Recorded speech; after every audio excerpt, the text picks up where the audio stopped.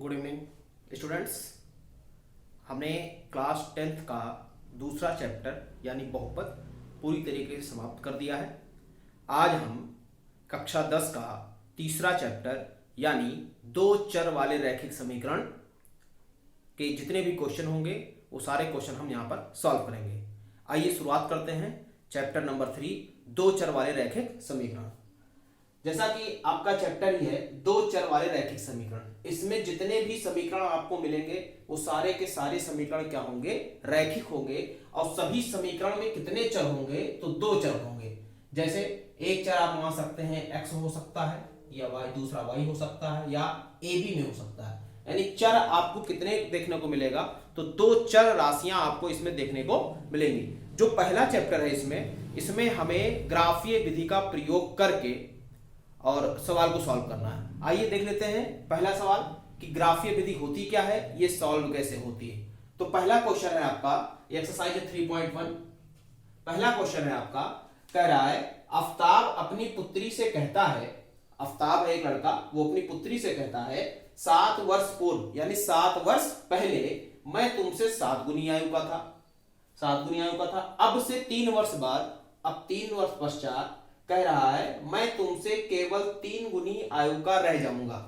इस स्थिति को ग्राफीय रूपों में व्यक्त कीजिए। आइए सॉल्व करने का प्रयास करते हैं। तो एक लड़का है आफ्ताब और एक है उसकी पुत्री। तो पहले यहां हम दोनों की आयु मान लेते हैं। आयु क्यों मानेंगे, क्योंकि आयु हमें पता ही नहीं। तो यहां से हम लिखेंगे माना आफ्ताब की आयु बराबर x वर्ष और उसके पुत्री की आयु बराबर y वर्ष। ये मैंने मान लिया कि आफ्ताब की जो आयु है वो x वर्ष है और जो उसके पुत्री की आयु वो क्या है, y वर्ष है। अब देखते हैं प्रश्न में, तो यहां लिखेंगे प्रश्नानुसार क्या कह रहा है, 7 वर्ष पूर्व। पहले 7 वर्ष पहले दोनों की आयु निकाल लें। तो 7 वर्ष पूर्व, 7 वर्ष पूर्व। अब 7 वर्ष पूर्व आफ्ताब की क्या आयु होगी, आफ्ताब की आयु ये कैसे निकालेंगे। जैसे मान लेते हैं कि इस समय आपकी आयु है 15 वर्ष, आपकी आयु क्या है 15 वर्ष। अब आपसे कहा जाए कि 7 वर्ष पूर्व यानी 7 वर्ष पहले आप कितने आयु के थे, तो आप क्या करोगे, 15 में से 7 को घटा दोगे और क्या आएगा 8। यानी 7 वर्ष पूर्व हम कितने आयु के थे, 8 वर्ष की आयु के थे। वैसे ही इस समय जो हमने आफ्ताब की वर्तमान आयु मानी है वो क्या है, x वर्ष है। अब कह रहा है 7 वर्ष पूर्व क्या होगी, तो क्या करेंगे, इसमें से x में से 7 को माइनस कर देंगे। तो ये हमें किसका आयु मिल गया, आफ्ताब का आयु मिल गया। कब मिला, 7 वर्ष पूर्व। अब उसके पुत्री की आयु कितनी होगी, पुत्री की आयु, तो पुत्री की आयु भी क्या कह रहा है, 7 वर्ष पूर्व। अभी कितना है, y वर्ष है, तो 7 वर्ष पूर्व कितना हो जाएगा, तो y माइनस 7।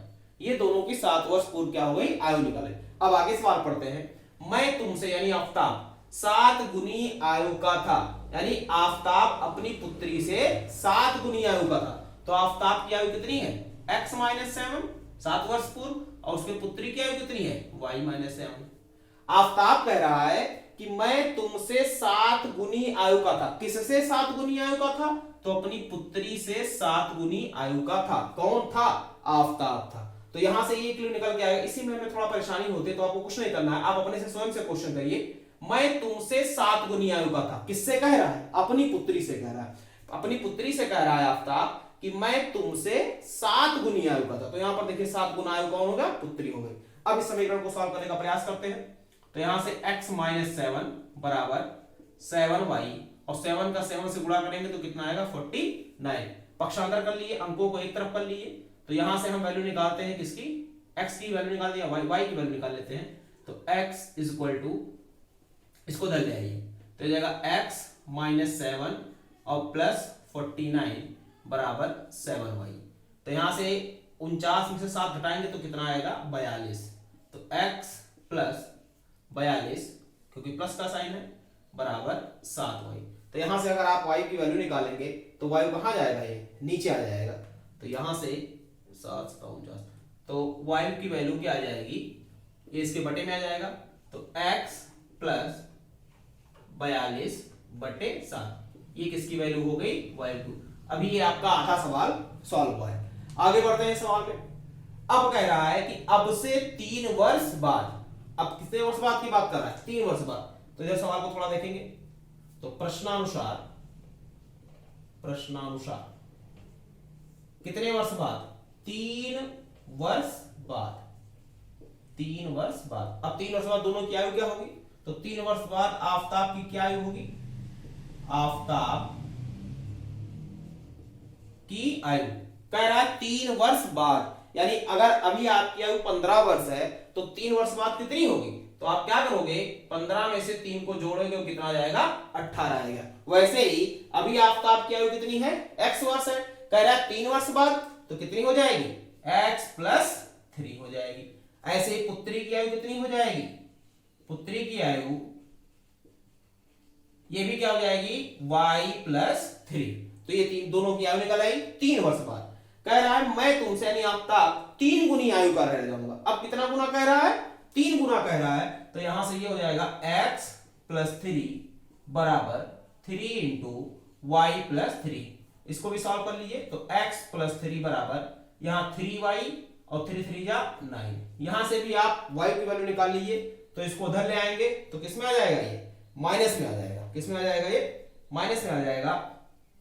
तो देखिए यहां से 3 को इधर ले आएंगे तो माइनस में, तो x प्लस 3 माइनस 3 बराबर 3y। तो यहां से 3 में से 3 जाएगा 0, तो y बराबर क्या जाएगा, 3x अपॉन 3। क्या जाएगा, x अपॉन 3। तो यहां से वायु की 2 वैल्यू आपको मिल गई। एक वायु की वैल्यू मिली x प्लस 42/7 और दूसरी वायु की वैल्यू मिली x अपॉन 3। यहां 3 से 3 घटाएंगे तो 0 हो जाएगा और ये 3 गुणे में है तो इसके बटे में आ जाएगा। अब यहीं से हम x और y का मान निकालेंगे और ग्राफ बनाने की कोशिश करेंगे। आइए थोड़ा और सॉल्व करते हैं आगे। तब तक आप सवाल का स्क्रीनशॉट ले लीजिए।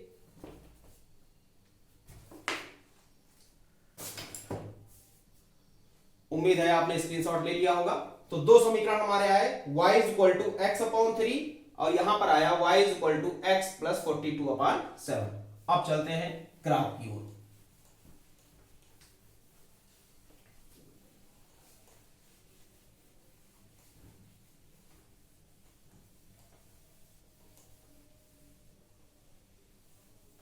तो यहां पर एक टेबल हम इसके लिए बनाएंगे और एक टेबल हम इसके लिए बनाएंगे। तो पहले इसकी बात करते हैं। ये आ गया समीकरण 1 और ये आ गया समीकरण 2। अब समीकरण 1 के लिए जब आप टेबल बनाएंगे तो समीकरण 1 से, तो यहां पर x और y। अब बारी बारी से आप मान रखेंगे, आप चाहे जितने भी मान रखते हैं, लेकिन हम मैक्सिमम 3 मान निकालेंगे। 3 मान से ही हमें ग्राफ मिल जाया करेगा। आइए 3 मान निकाल लेते हैं। अब अगर आप यहां पर x की वैल्यू 0 रखते हैं तो x की वैल्यू जब 0 रखेंगे तो ये 0 हो जाएगा। 42/7 बचेगा, तो 7 को 42 से भाग देंगे तो 42 को 7 से भाग देंगे तो कितना आएगा, 6। यानी x का मान 0 रखने पर y की वैल्यू कितनी आ जाएगी, 6 आ जाएगी। तो यहाँ पर x की वैल्यू जब 0 रखेंगे तो y की वैल्यू क्या आएगी, 6 आएगी। अब दूसरी कोई वैल्यू रख देते हैं कटने वाली। तो यहाँ पर आप रखिए 7। x का मान अगर 7 रखेंगे तो 42 और 7 कितना हो जाएगा, 49 हो जाएगा। जैसे x का वैल्यू अगर हम 7 रखते हैं तो यहाँ मैं 7 करके बताता हूँ, तो y की वैल्यू क्या निकल के आएगी, 7 प्लस 42/7। तो 42 7 49/7 यानी कट जाएगा तो कितना आएगा, 7 आएगा। तो y की वैल्यू कितनी आएगी, 7 आएगी। अब दूसरा हम रख सकते हैं, यहां पर हम x की वैल्यू रखते हैं -7। तो x की वैल्यू जब -7 रखेंगे आप तो y की वैल्यू कितनी निकल के आएगी, तो y बराबर -7 प्लस 42 और बटे में 7।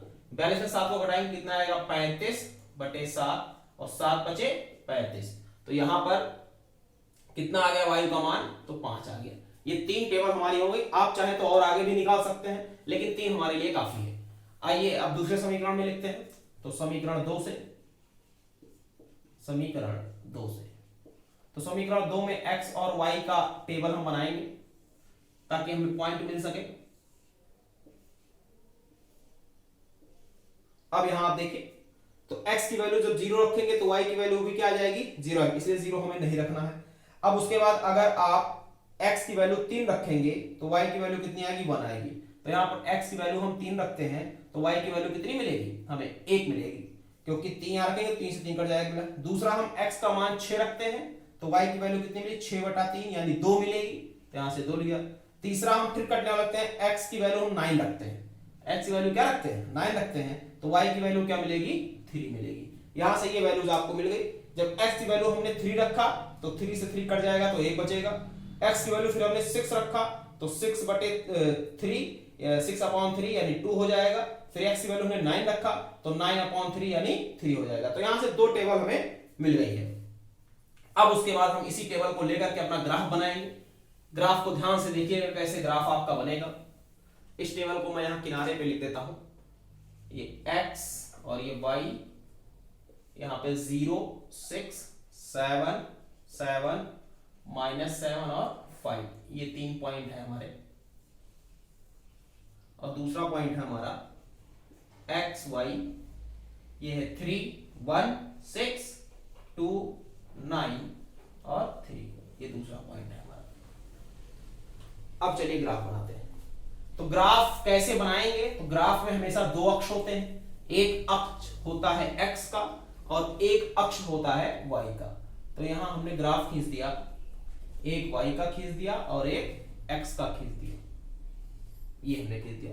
अगर आप y पे मैक्सिमम वैल्यू रखेंगे तो कितना आएगा, 3 आएगा, और यहां पर y की मैक्सिमम वैल्यू कितनी आएगी, 7 आएगी। तो y को कहां तक लेके जाना है, तो 7 तक।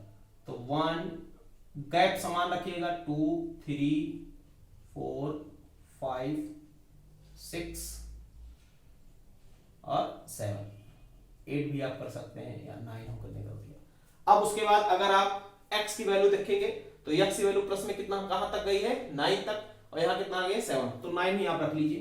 तो यहां पर 1 2 3 4 5 6 7 8 9 और 10। माइनस वाला अगर देखेंगे तो x में माइनस कहां तक गया है, 7 तक, यानी माइनस में आपको 7 तक बनाना है। तो -1 -2 -3 -4 -5 -6 -7 और -8। y में माइनस है ही नहीं, तो y आप चाहे बना लीजिए चाहे तो मत बनाइए। तो 1 -2 -3 -4 -5 -6 और -7 है नहीं y का, तो बनाना कोई जरूरी नहीं। अब पहला पॉइंट अगर हम देखेंगे तो x पे कितना गया है, तो 0 गया है, और y पे कितना गया, +6, यानी ये हमारा 0 पॉइंट होता है, 0,0 इसको बोलते हैं। यहाँ पर x की वैल्यू भी 0 होती है और y की वैल्यू भी 0 होती है। तो x की वैल्यू हो गई 0 और y की वैल्यू कितनी हो गई, 6 प्लस का 6, यानी पहला पॉइंट हमें यहाँ पर मिला। और ये पॉइंट कौन सा है, तो 0,6 है। दूसरा पॉइंट हम देखेंगे तो 7,7 मिला है, यानी x पे भी 7 चला है और y पे भी 7 चला। तो इसको डॉट डॉट ऐसे बढ़ा दीजिए आप आगे और 7 तक लेकर के जाइए। ये यहाँ पर आप एक बिंदु आपको यहाँ मिला। फिर उसके बाद दूसरा बिंदु क्या, -7 और 5। -7 कहाँ है, तो ये है आपका, और y पे कितना चला है, 5, y पे चला है 5 और x पे चला है -7। तो यहां से इसको भी कट कर दीजिए। तो ये देखिए हमने किया 5 पर 5, तो ये हमने कट किया 5 पर, और कहां तक कट करना है, तो -7। तो एक बिंदु आपको यहां मिला, और ये कौन सा है, -7,5। ये बिंदु कौन सा है, तो 7,7। ठीक, अब इन बिंदुओं को आप मिला दिए तो एक सरल रेखा आपको मिलेगी। यहां पर देखिए एक सरल रेखा आपको मिलती हुई चली जाएगी। ऐसे ही बिंदु आपको मिलाना है और एक सरल रेखा आपको खींचना है। तो यहां पे देखिए ये एक सरल रेखा हमारा हो गया, और सरल रेखा का मतलब समीकरण हमारा कैसा है, रैखिक है। ऐसे दूसरा बिंदु बनाने की कोशिश करते हैं। तो x की वैल्यू कितनी है, 3 है, तो x पर हमने 3 किया।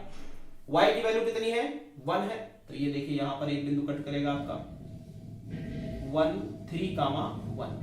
दूसरा आप देखेंगे तो x की वैल्यू क्या है, 6 है, तो ये है x की वैल्यू 6, और y की वैल्यू कितनी है, तो 2 है। तो ये देखिए दूसरा बिंदु आपका यहां आएगा 6,2। ये अब तीसरा चलते हैं। तो x की वैल्यू कितनी है, 9 है, और y की वैल्यू कितनी है, 3 है। तो x की वैल्यू 9 यानी ये है, और y की वैल्यू कितनी है, 3 है। तो यहां से ये देखिए तीसरा बिंदु आपका जाएगा ये। ये आपका तीसरा बिंदु हो गया 9,3। इसको भी जब आप मिलाएंगे तो आपको क्या मिलेगा, तो एक सरल रेखा आपको मिलेगा। ये देखिए, ये एक सरल रेखा आपको मिलेगा। हमेशा आप ध्यान दीजिएगा कि जब ऐसे सवालों को आप लगाएं तो आपको एक सरल रेखा मिलना चाहिए, हमेशा एक सरल रेखा आपको मिलना चाहिए, तो आपका सवाल सही। यहां पर देखिए एक सरल रेखा ये आपको मिल रहा है और एक सरल रेखा आपको ये मिल रहा है। पॉइंट आप कोई भी ले सकते हैं, पॉइंट से कोई दिक्कत नहीं है, पॉइंट आप कोई भी ले सकते हैं, बस लाइन जो आपकी होनी चाहिए वो बिल्कुल सीधी होनी चाहिए। जब इसको आप ग्राफ में बनाएंगे तो ये आपका बिल्कुल सीधी लाइन आपको मिलेगा। तो ऐसे ही जितने सवाल हैं वो सब हम आसानी से लगा सकते हैं। उम्मीद है आपको सवाल समझ में आया होगा। आपको कुछ करने की जरूरत नहीं है, पहले आपको समीकरण बनाना है। समीकरण बनाने के बाद में आपको x और y की वैल्यू निकाल लेनी है। वैल्यू ऐसी रखिएगा जो पूरी तरीके से डिवाइड हो जाए, ये नहीं कि वैल्यू आपकी फ्रैक्शन में आ जाए। फ्रैक्शन में वैल्यू को कभी मत लाइएगा, हमेशा जो वैल्यू आपकी होगी वो पूर्णांक में होगी। किसमें होगी? पूर्णांक में। अब पूर्णांक में आपको लाना ही लाना है, नहीं तो जो ये स्ट्रेट लाइन आपको मिल रही है ये स्ट्रेट लाइन आपको नहीं मिल पाएगी। अब इसमें आपके क्वेश्चन बते हैं दो, एक दूसरा क्वेश्चन है और एक तीसरा क्वेश्चन है। इस क्वेश्चन को आप लगाने की कोशिश कीजिएगा।